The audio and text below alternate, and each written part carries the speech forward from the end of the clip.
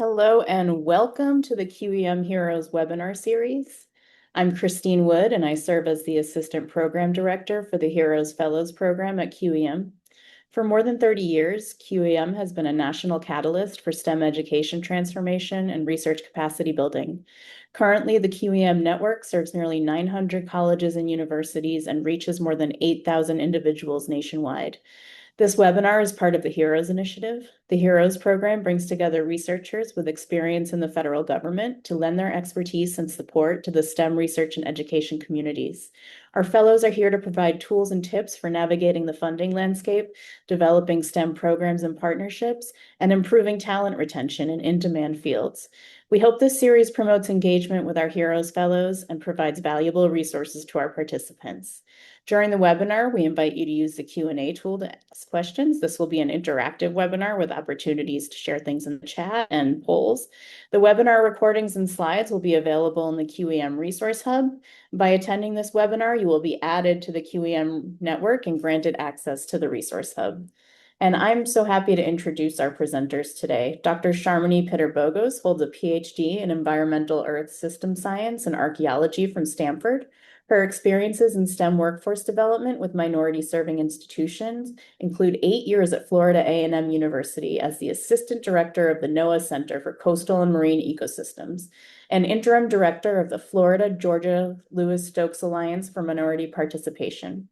With expertise in science-informed program strategy, science diplomacy, federal grant management, and community engagement, Sharmini is committed to building inclusive ecosystems where science serves society through trust, transparency, and transformative partnerships.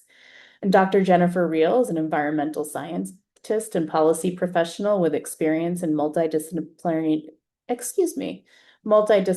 collaboration, federal grant management, and developing collaborative environmental science and land management policy strategies.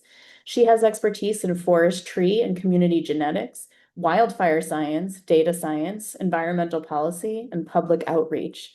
So without further ado, I am going to turn the floor over to our presenters today. Thank you for that warm welcome, Christine. And welcome, everyone. I'm just getting the slides up for everyone to see. So hopefully everyone can see that now. All right. So before we get into the main presentation, we have a few housekeeping notes. The first is if you need closed captioning, you can turn them on under the More button. There should be an option there that says Show Captions.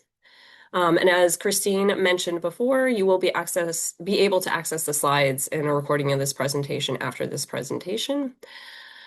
And then another thing that Sharmini and I just wanted to note was that some of the slides in this presentation may have a lot of information on them. We've done that intentionally because we want some of this to be a reference post-presentation for people to be able to look at. So don't worry about trying to read everything on the text-heavier slides. And then lastly, all the views expressed in this presentation are the presenter's own views. And we're not representing National Science Foundation, federal government, QEM, or anyone else. The views expressed do not constitute official advice or guidance, and they're based on our experience and research. So now that we've addressed some of those housekeeping issues,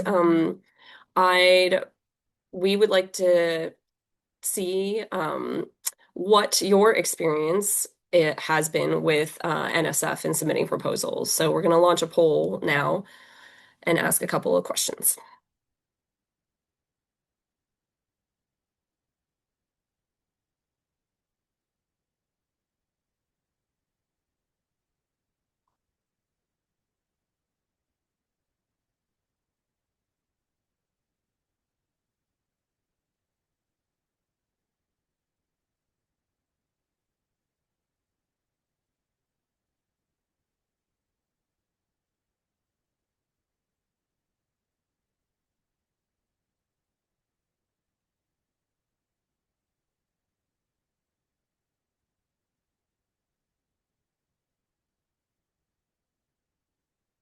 I'm just giving people some time to respond.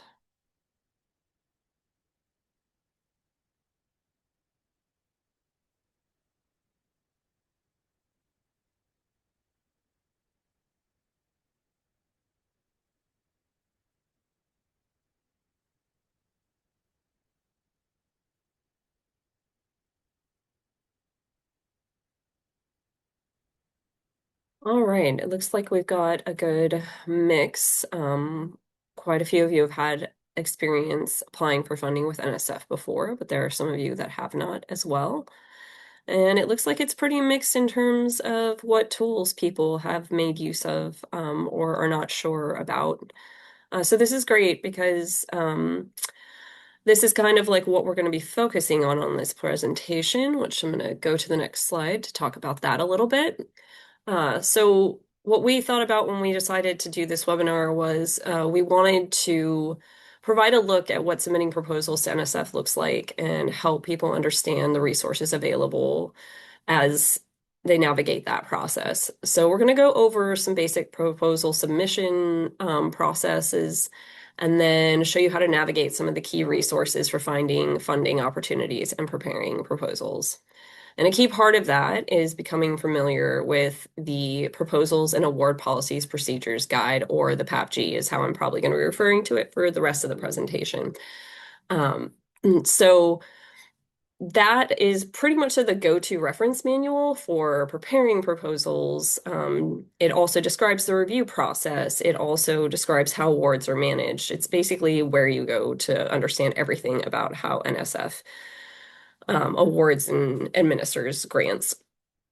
So next, we're going to do a quick little online exploration of the online version of the PAPG. So I'm going to turn it over to Sharmini for that part of it.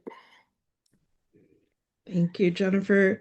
So at the moment, the most recent version of the PAPG is 24-1. And we'll see on the website as we navigate to it that there are also two supplements that were published on December 8th and another on January 22nd of this year. And those may affect certain guidelines for future submissions. We're going to have a separate webinar for those supplements specifically that will dive deeper into what those changes are in a webinar on April 7th that Jennifer and I will be hosting, and you can register for that on the QEM events page. But for now, we're going to focus on the overall information available in Chapter 1 of the PAPG. So to get to the online version of the PAPG, you can navigate to the NSF website, nsf.gov, and under how to apply, it has a link to the PAPG. And there are also a couple of links for specific areas within the PAPG. But this will take you to the overview and the table of contents. And you can see here there's quite a bit of information within the PAPG. And we will be focusing on chapter 2 in part 1, the proposal preparation and submission guidelines. And we'll go over some information to help you navigate this section and prepare a proposal for preparation. And as Jennifer said, this is mainly to get you familiar with this tool and use it as a resource in applying for funding. So now we can go back to the slides and I'll turn it back over to Jennifer.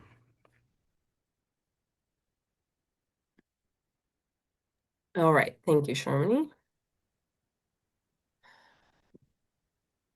Get that up. Okay. So I'm going to go over what we defined as kind of the process of submitting a proposal to NSF. We broke it up into three parts. So the each step is listed here in this diagram, and then underneath each step are some resources that you can use during that step. So we're going to focus on the first two steps as we move through this presentation, because the goal of this webinar is to provide you all with a picture of what it's like to search for an opportunity and then how to use the proposal preparation resources to get yourself started. So the first step is to find an opportunity that is relevant to your research area. The NSF Funding Search Tool allows you to explore current and archived opportunities as well as current awards if you want to see what kinds of things have been funded in that area that you're interested in. And you can do this through keyword searches. There's also directorate websites. They have lists of current opportunities as well. So if you don't want to have to keep looking on directorate websites every once in a while, you can actually sign up for alerts for specific directorates through the NSF main webpage or the directorate specific web pages. You can customize those alerts to send you updates through your email for specific directorates or certain types of notifications as well. And if you're not sure what opportunities might make sense, you can also reach out to the federal program officers in a particular directorate of interest. If you are interested in learning more about how to initiate and cultivate relationships with program officers, we're not going to be covering that in this presentation, but you can check out a previous webinar from earlier this month by some of our colleagues, Christopher Atchison, Naomi Halls-Beyer, and Karen Ford Jackson. They did one on establishing communication and building relationships with federal program officers that might be very useful, and that's going to be available on that QEM resources hub that you'll have access to after the presentation. So we're going to do another little interactive piece on navigating websites, and I'm going to turn it over to Sharmini so that she can look at how to search for funding opportunities with you all. Okay, so for this demonstration, we're going to be using the funding search tool, and we'd like to take a suggestion from the audience if anyone would like to put a research area of interest that they would like to search for. We'll choose one in demo 1. And while you're entering those, to navigate to this page, I think we also have the link in the chat if you'd like to follow along with us, or you can follow on the screen. Again, from the nsf.gov website, under Find Funding, there's a funding search tool. And we are getting a couple of, okay, post-translational modification. Interested to see. So within the search tool, there are many different options. You can look for current funding opportunities, archive funding opportunities, and there are many filters by award type and directorate. So to start us off, we'll just leave the filters blank. Okay, excellent. So there's a few Dear Colleague letters that are available in post-translational modification. For solicitations, they would also have the deadlines listed in this right-hand column, and the award type is listed on the left-hand side. But if we go to one of these, there for Dear Colleague letters, which we'll go into more detail later, there's quite a bit of detailed information for each specific letter on what the submission requirements are. And if you want to specify by directorate, so we started out, this narrows down your search to specific directorates. So you see only 6 relevant within MPS. Okay. So I'm going to next show you the directorate pages, or another way where you can find funding opportunities. And for the directorates, this is found under the About page on the NSF website. About NSF and how NSF is organized brings you to a list of all of the directorates and offices within NSF. So if you're familiar with a specific directorate that you have worked with in the past, or you're interested in what funding opportunities are available in a specific area, then you can come to this list. We also see at the top of the page that there's been an announcement, there's realignment within the directorates. So for that reason, I would recommend navigating to the main directorate page, which is on the left-hand side, rather than the individual divisions. So if we take a look within size, you can see for this directorate, there are updates that are available. So you can see any relevant updates and announcements, and also recent funding opportunities. So both of these tools can be a great way to find funding opportunities. And as Jennifer mentioned, you can also sign up for the NSF alerts. And with that, we can go back to the slides. All right.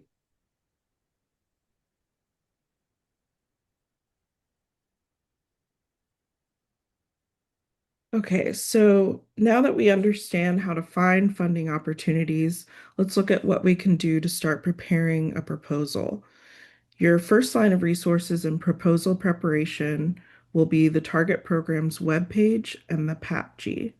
So we've prepared a few initial logistical questions that you can ask as you begin proposal preparation. As you're reviewing a funding opportunity, you can think about who may submit for this particular opportunity, what category does the program fall under, and what type of submission is required by the target program. And finally, is there a deadline or a target date for submission? So next we'll walk through these questions and how to answer them. So we've located the PAPPG and made a note of the most recent version so we can use it to answer the logistical questions we've proposed. The first is who may submit to NSF. So there are several groups who are eligible to submit for funding opportunities, and those include institutions of higher education, nonprofit or non-academic organizations such as museums or research labs, and tribal nations. Depending on the opportunity, other organizations may be eligible, such as for-profit organizations, state and local governments, foreign organizations, and other federal agencies. And more detailed information about each of these can be found in Chapter 1E of the PAPPG, and we've linked that there for you to explore later.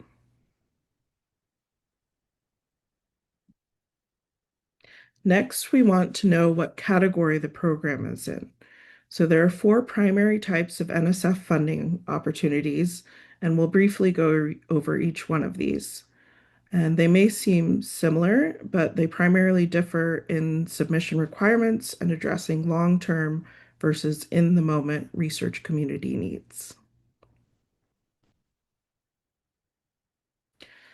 So program descriptions are by far the most common type of NSF program, and they cover core and special programs.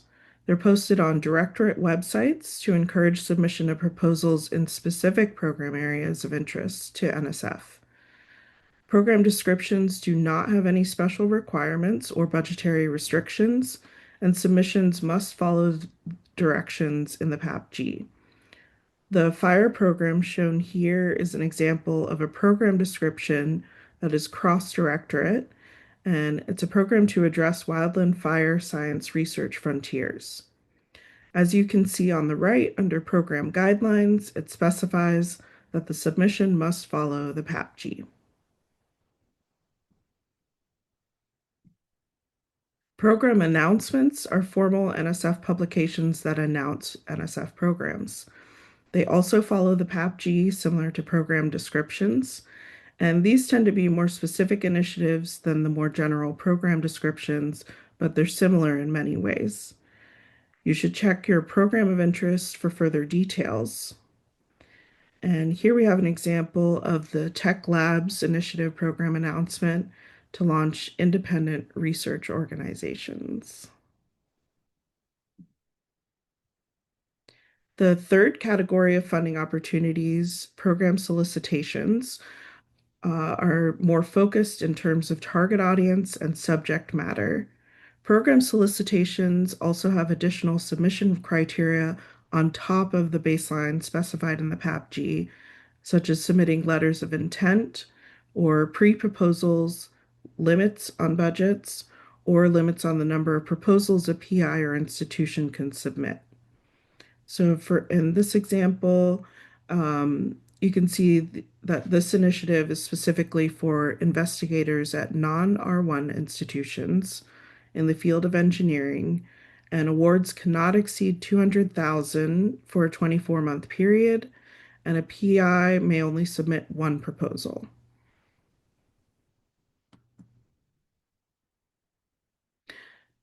So the final category is Dear Colleague letters.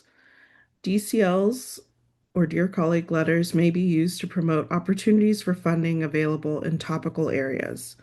They're a quick way to provide general information to the community or request information from the research community, clarify or amend an existing policy or document, inform the NSF community about upcoming opportunities such as special competitions or specified topical areas of interest to NSF. And they may have additional submission requirements. And we have an example here of STEM APWD, which offers supplemental funding for support and access for persons with disabilities in STEM. And information about DCLs is in the PAPPG, but this is just a quick overview of what the differences are in the types of proposals. And we'll share a brief walkthrough of a DCL later in the presentation. In addition to the four primary types, there are also other types of proposals or funding opportunities that are specific and in established topic areas that often appear as DCLs or other types of proposals.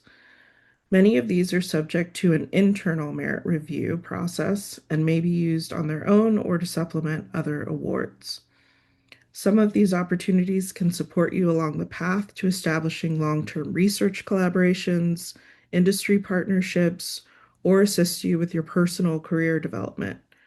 We've included links within this slide if you would like to explore any of these more closely on your own. This will take you to those specific opportunities within the PAPPG.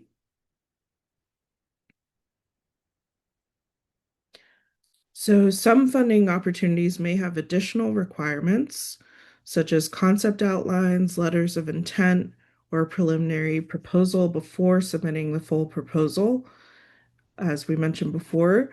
So before developing a full proposal, your program of interest should be checked to see if there's any of these requirements prior to submission of a full proposal.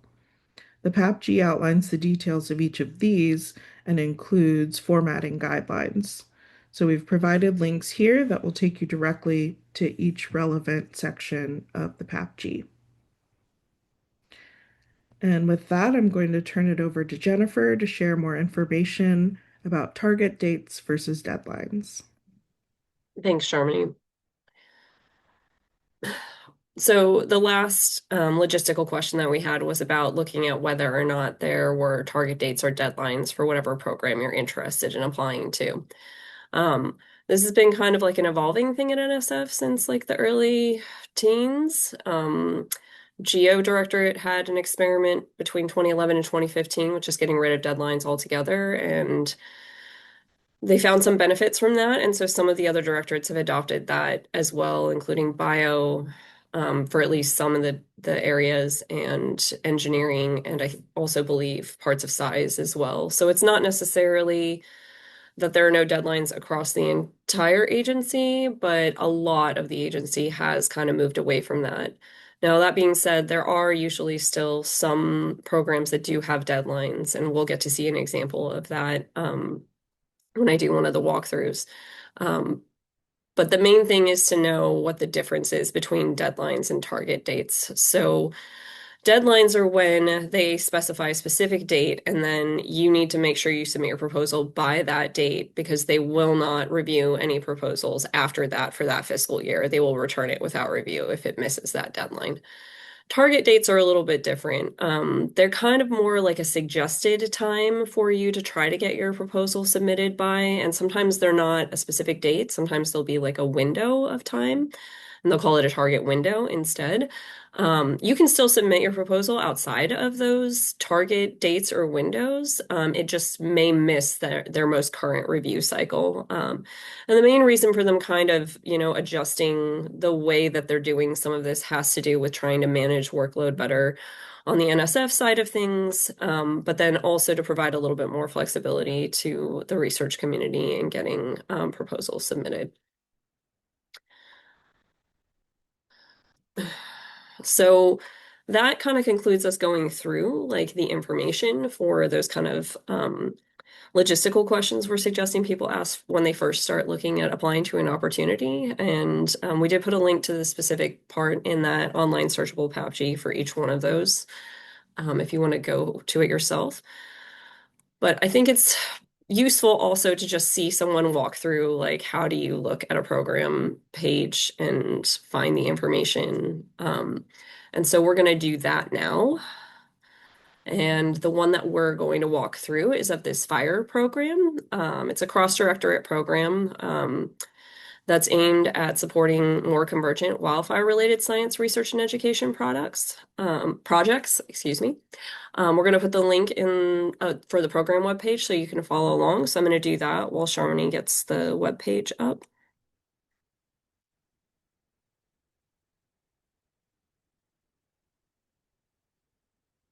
Great.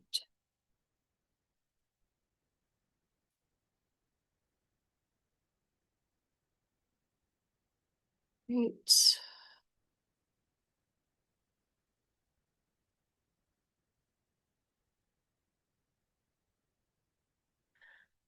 All right. So, excuse me, I'm recovering from a cold, y'all. So, um, so the first thing that I usually like to do when I'm looking at funding opportunities is to check out the gray boxes on the right-hand side. That's where you're going to find a lot of information that's going to answer some of these logistical questions we suggested before. So if we're looking at that for here, it's going to tell us if there's any target dates or deadlines, or if there's not any at all. Can anybody maybe tell me if they can tell if this has a target date or a deadline for this program by putting your answers in the chat?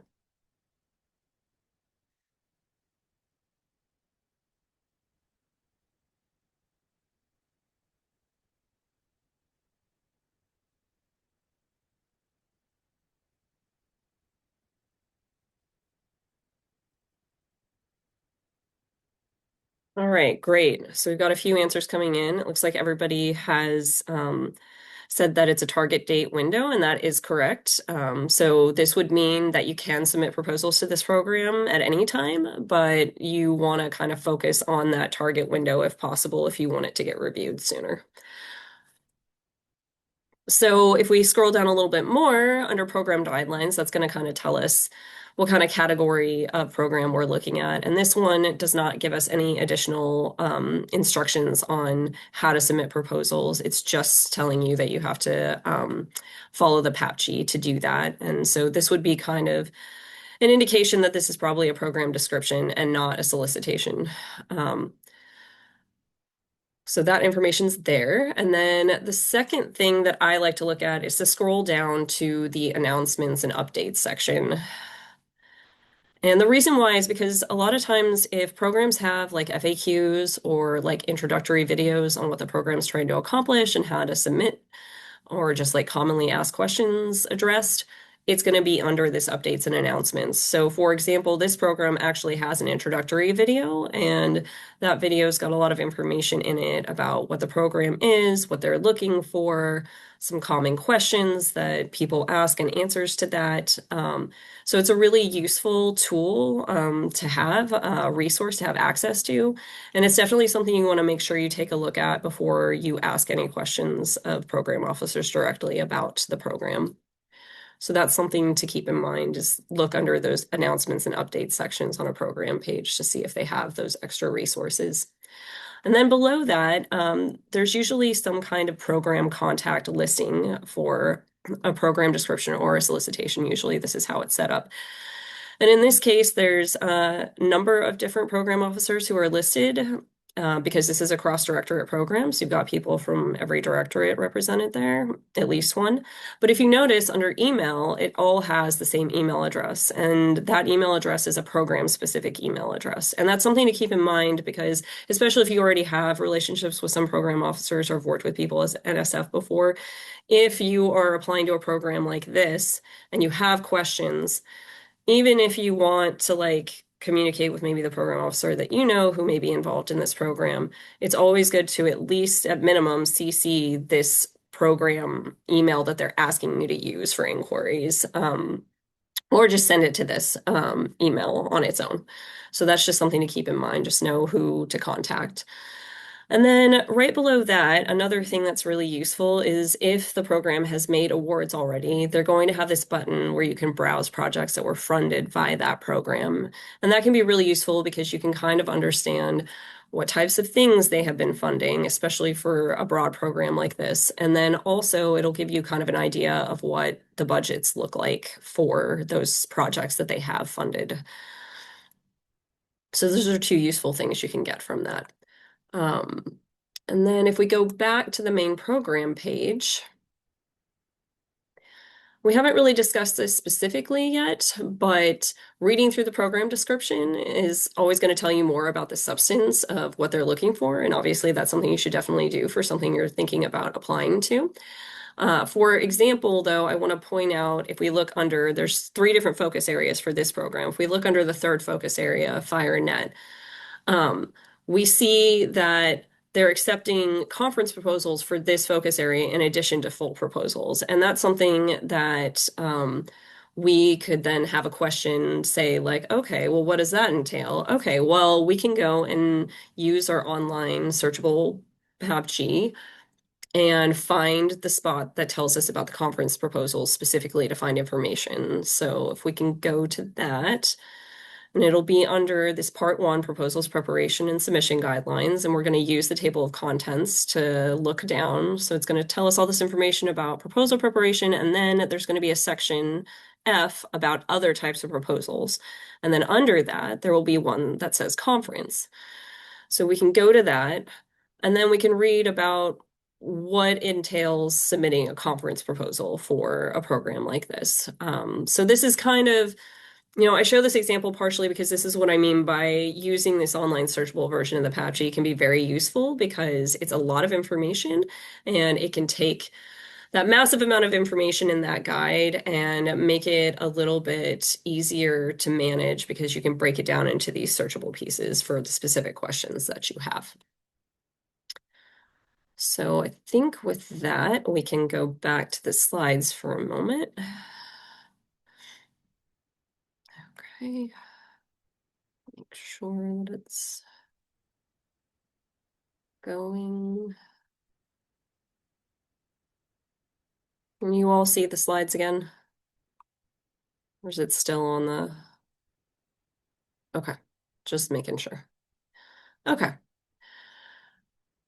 So I have added to this slide just those main logistical questions and the answers that we found from just taking a look at the program page itself and then using the PAPPG as supplemental to find other information just for your reference. So that's there if you ever want to go back to it and look at it, or for people who don't get to look at it in time. So we've got one more walkthrough example, but this time we're going to look at a Dear Colleague letter.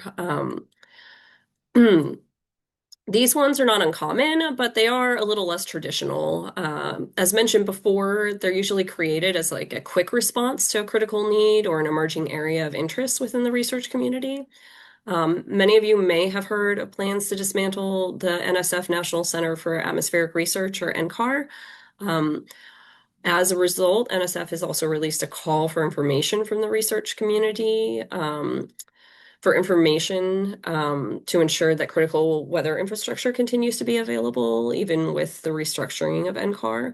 So we're going to take a look at this DCL so we can learn how to navigate the page for information for those. And we're going to put a link in the chat for you to follow along for that. So I'll work on that while we get the page up.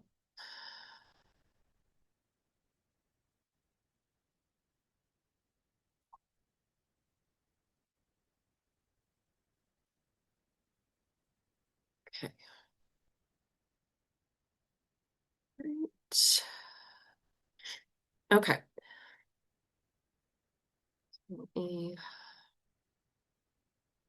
Now that we've got the page up. So out of the different categories, I think this one's the easiest one to identify. How can we tell that this is a DCL? Feel free to put your comments in the chat.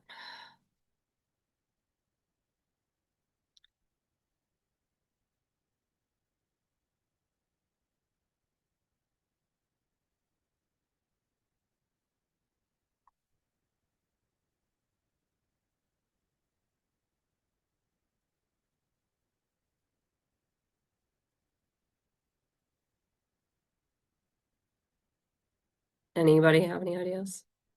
Yep, there we go. Yep. So above the title, it always says Dear Colleague Letter, and then it is written as a letter. So it will start with Dear Colleagues.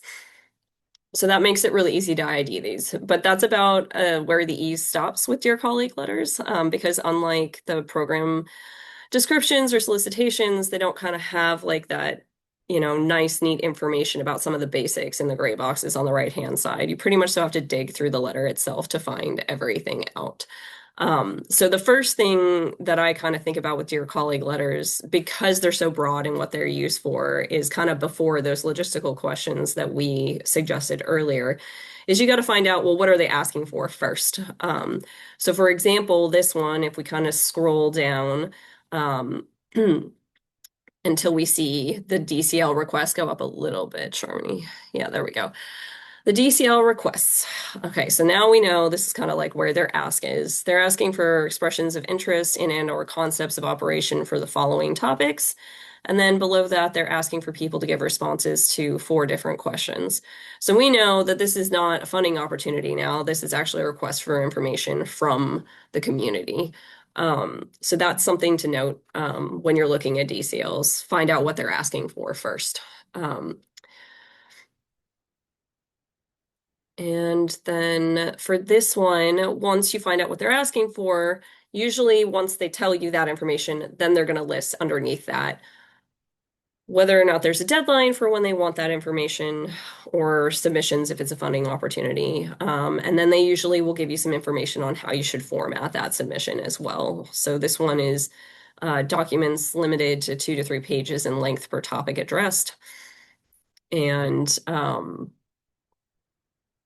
that's how they want you to submit that. And then they also tell you within the letter as well who to contact if you have questions. So same thing, not always as transparent as the way it's organized in some of the other pages where there's separate sections for some of this information. So you pretty much just have to read the whole letter to get a lot of this information. So that's just something to be aware of. And this is kind of in contrast to the example that we didn't go to, but we did put the link in the slides for on the STEM APWD Dear Colleague letter.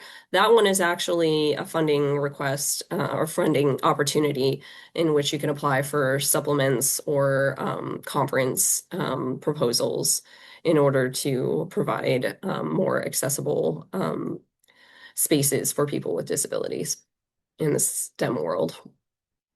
So that's the key thing to remember with DCLs. You're going to have to dig into the actual letter itself. And I think we can go back to the slides now.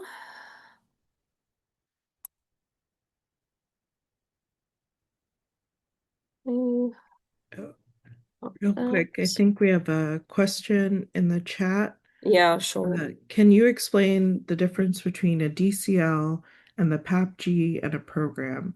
And can you apply directly to a DCL? Okay, so a dear colleague letter is complicated because it's not just one thing. It can be a funding opportunity, but it can also just be a call to the research community to provide information to NSF that they then might use to create funding opportunities in the future. So that's the one thing. DCLs, dear colleague letters, are a type of funding opportunity or call for information, basically. They're a category. Whereas the PAPG itself is just that is that proposal guidelines document that you will reference anytime you're submitting anything to NSF for funding. It tells you how to write all your submissions. It tells you where to go for all of that information. It's basically like the reference for how to submit proposals to NSF. And then a program is kind of like the general term that they use for the different funding opportunities that they have. And so sometimes those will be in the form of program descriptions, which is when they don't have extra requirements for you to apply to it. You just follow the guidelines in the PAPG, that reference document. Whereas like a program solicitation is basically the same thing. It's still a funding opportunity, but it just has like some additional restrictions or like requirements for how you submit the proposals in addition to the guidelines in the PAPG. So like, for example, it might have like a budgetary limitation, or like the example that Charmony showed earlier for solicitation, it had limits on what types of institutions could apply for that funding opportunity or how many proposals they could submit to that opportunity per PI or institution. So those are really the differences. They're subtle. It's kind of what Charmony said at the beginning with program descriptions, solicitations, DCLs. A lot of it is just the difference between the requirements for how you submit, but then also how they're addressing things. Like dear colleague letters can be put out quickly, whereas solicitations and program descriptions take a little bit longer to write and get approved. And so if they're trying to respond to something in the community quickly, they might use a dear colleague letter. Whereas if it's something that they want to build and have stay around for longer, they might use a solicitation or a program description. So I hope that answers your question. Okay. So one other thing we just wanted to make people aware of, because I found this really difficult to find the first few times that I was looking for this, is this really cool diagram that's actually in the online searchable PAPG that you can find. It's this graphic of the proposal submission process from all the way from the publication of an opportunity through awarding a grant. And what's really useful about this is that it can help you understand the timeline that proposal submission, assessment, and awarding takes place over. It's even got kind of like an estimate of how many days it takes on the bottom there. So the link to this graphic, which is in the PAPG, as I mentioned before, and then there's another resource that's on a separate page from the online searchable PAPG, has a written out description of the proposal and award process. And I put both of those links on this slide so that you all can reference that going forward. And we'd also like to note that we're going to be holding another webinar in May after the PAPG supplement one in April, where we're going to be talking about merit review criteria from both the perspective of someone submitting a proposal, but then also the perspective of someone participating on a panel. So you can check back on the QEM events page for upcoming registration links to that in the weeks to come. And that's kind of like where we're going to stop with this kind of introductory information. It's a lot of information we've covered. We hope it's been useful. This slide's going to give you some summary points that we hope that you took away. First off, knowing the resources and tools available to you is very useful in terms of making it easier when you start looking at applying to funding opportunities at NSF. They have tons of resources, but they're not always the easiest to understand where they are. So for example, there's different ways to discover funding opportunities. You can sign up for alerts. You can use that funding search tool that Charmony demonstrated. You can look at the directorate specific pages for opportunities. And we provided these different ways of doing this, and they provide that so that you can kind of choose the ways that make the most sense for your situation. And then if you kind of find your head spinning over the length of the PAPG, I mean, I know I do, you got to remember that one thing that can help is figuring out what questions you have first. And then once you know what questions you have, making use of that online searchable version of the PAPG can make looking for answers to those questions a lot easier. And then always think about what tools are available on the actual program of interest page as well. Like I said, they had that for the fire program, they had that nice video that kind of explains the program and like how to apply to it. So that's really nice when you get resources like that. And I also just wanted to note that there's been a lot of changes happening over the past year at NSF, and that seeming instability and consequent uncertainty can cause some stress around proposal submission. So we've got two general tips to share with you about that we hope can reduce some of that stress when you're navigating those changes. So the first is that if you see a funding opportunity and it does not say that it is archived, then it is live. You can apply to it. And then the other thing is that if you want to try to keep up with some of these changes, I really do recommend you sign up for some of the alerts, especially for the directorates that you may be the most interested in, because that is a really good way to keep on top of like the internal restructuring that's going on and new funding opportunities, like all of those things. And then that way you don't have to keep going back, like you can just get it in your email. And then I think kind of like the theme of this entire presentation for us has been, and we hope you got this out of it too, is that you don't need to know everything. You just need to know where you can look for that information that you're looking for. And so just keep that in mind as you go forward. Okay. Jennifer and Charmaine, there's a couple of, Yep. there's about 4 questions in the Q&A, and 2 of them I answered for you already. And if you want to double check behind me to make sure that I know what I'm talking about, that would be good. Yeah, sure. But more importantly, there are 2 questions that need to be answered. The first one being, how do you know what budget limit is for a proposal in this area? And Um, yeah. okay, yeah, my first question would be what area are you asking about? Because it really depends. So like for that, like I mean, I can tell you like for the fire program description that we went over, that one, because it just follows the PAPG requirements, they can't provide budgetary limitations. So the best way to kind of understand like the range of budgets that seem to be common for those proposals is to look at what they've already funded and like what the budgets on those proposals are. For program solicitations, they tend to have budgetary limitations, and those will be posted directly on the solicitations page. So that's kind of like, it kind of just depends on what the opportunity is, what the answer to that is. Yeah. And he did specifically put in the chat that he was talking about the fire. So you Oh asked. yeah, the fire one. Yeah. And so with the fire one, they don't have like it's not it's because they don't have budgetary limitations specified in the PAPG for most things, except for conference proposals. That if you go and read like the section on in the PAPG about conference proposals, they typically do have a limit, but there's even some wiggle room with that. But programs like that, the best thing to do is to just look at what they've already funded and see kind of what the ranges are. And then the other thing to keep in mind too is that really anytime you're proposing something, you just want to make sure that the budget is commensurate to the work that's being done, because that's something that they're really going to look at. Okay. The next question is, how would you know if something qualified as a conference? I'm hoping to propose a week-long summer institute with follow-up monthly communities of practice sessions. Is there a way to know if this sounds like a conference or a regular grant? Did you want to take that, Charmony, or do you want me to answer it too? That's an excellent question. So, one thing I would recommend is uh searching for specific funding opportunities that may be for your specific research area and see if there are opportunities that align with the structure that you're looking for. In some instances, some of their broadening participation suggestions may align with that format that you're looking for um, in a specific topic area.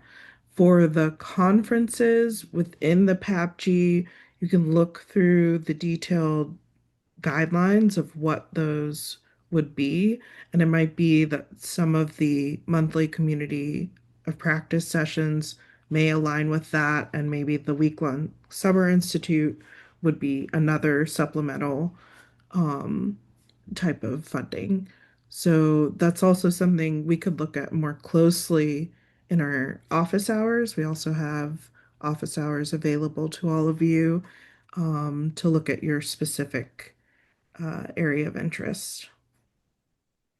Yeah, and I would also add too, like if it's something, like with conference proposals, they can be a little bit weird too. So like it's also worth like talking to a program officer in your area of interest about that and seeing like, you can present them with like your idea, like I mean, if you're going to do that, I would one, go recommend to watch the webinar that our colleagues posted about communicating with program officers earlier this month. But just as like a short, like, know what your idea is, write like, a few sentence, like no more than like a couple paragraphs about what your idea is, and reach out to somebody who is maybe in your area for that. The program officers at NSF are pretty responsive. They want to help. So.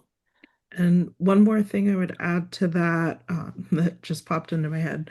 There are also eagers, which are more flexible opportunities that if you're speaking with a program officer, they may recommend that you apply for an eager that it doesn't have a specific program solicitation, but it's much more flexible in the type of uh, proposal you can put together or what types of activities can be funded with those.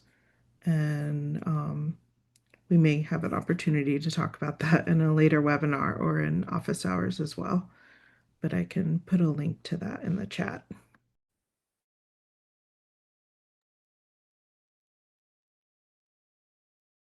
Well, we've got like a brief lull. I just want to point out that we've kind of put a resources page together in this presentation as well, with most of the things that we went over and just some things that we think are important, as well as some resources for the QEM network.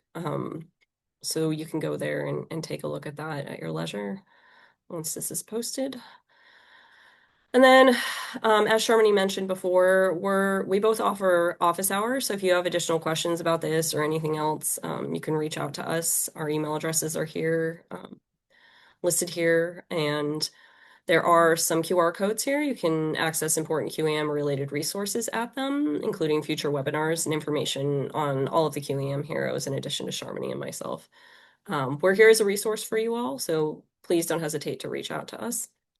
And finally, we'd love to have your feedback on this webinar. So on what was helpful, what could be improved, if there are other things that you'd like to delve into, NSF related or other. Thank you for spending this past hour with us. And I think we still have about 7 minutes for questions if there's more questions. Please feel free to raise your hand if you'd like to be spotlighted live and ask a question live, and come off of mute, or you can use the Q&A toolbox.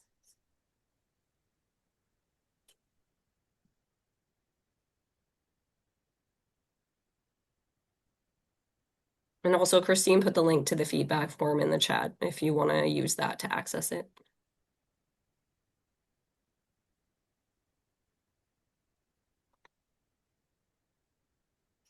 And we have a question. Oh, thank you. You're welcome.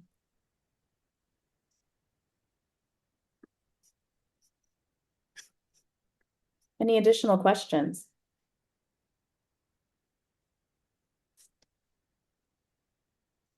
Okay, so we have one in the chat. So just to be clear, if a max budget limit is not set, then the RFA does not have a max amount to apply for? Yeah, I mean, there's not like an official like budget limit, but it's more about thinking about what the work is that you're doing and what's a reasonable amount to ask, and then also kind of like what NSF typically does for that. Because even with programs where they're not specifying like a budget limit for particular proposed projects, the program itself is going to have like a certain amount of money that they can spend on, funding people. So, That's the main thing that I say is make sure whatever you're proposing is commensurate to the work and also kind of fits in with like what is typically funded at NSF and that funding award search. I think somebody mentioned this in the chat, and we didn't cover this one directly, but that's another resource. Like NSF has an awards search function that you can go and look at and play around with. It's kind of like the funding search tool where you have options and you can look and see what has been funded in certain areas, like what the typical budgets are for. And then if you're really just interested in what the budgets are for a specific program that may not have specific budgetary limits listed, then looking for that button that's awards funded by, this program, current active awards, those are things to look at because you can kind of see what the budget range is for those. And then keep in mind that like sometimes that's going to vary differently. Like for that fire program example, because some people can, submit conference proposals, those might have much smaller budgets than say like a multi-year research proposal. So that's the other thing to look at. That's part of the reason why I mentioned the work is commensurate to the budget you're proposing. Matters the most.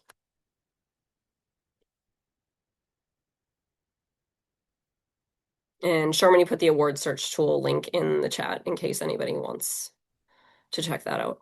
Sharmini, I think you only sent that to the hosts and panelists. Can you, everyone? Oh, yeah, so I just saw that Interesting. too. Oh, okay, I see. Thanks for catching that, Christine. I'll put the eager link as well.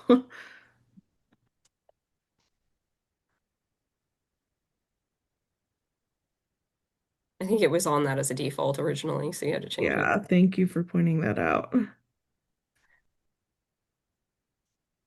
So both of those links should be available to everyone in the chat now.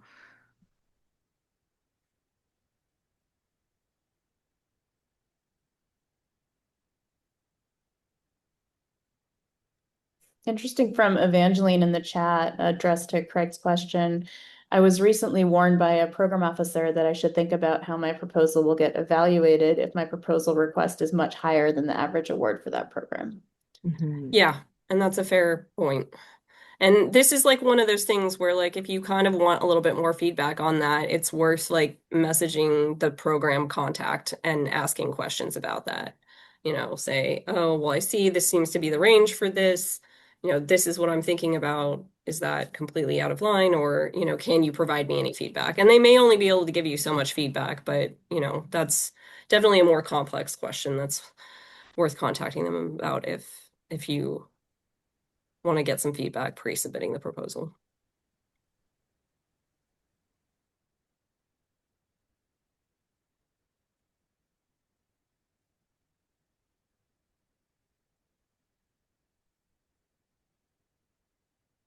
If there are no further questions, from Craig.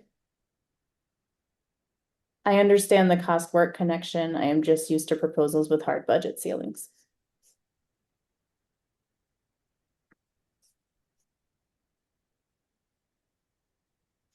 I want to thank everyone for attending this very informative webinar today, and please visit the QEM events page for upcoming webinars to register for them. The Heroes webpage has contact information for all of our fellows, including Sharmini and Jennifer, if you'd like to set up office hours with them. And feel free to fill out the webinar feedback form to evaluate this webinar.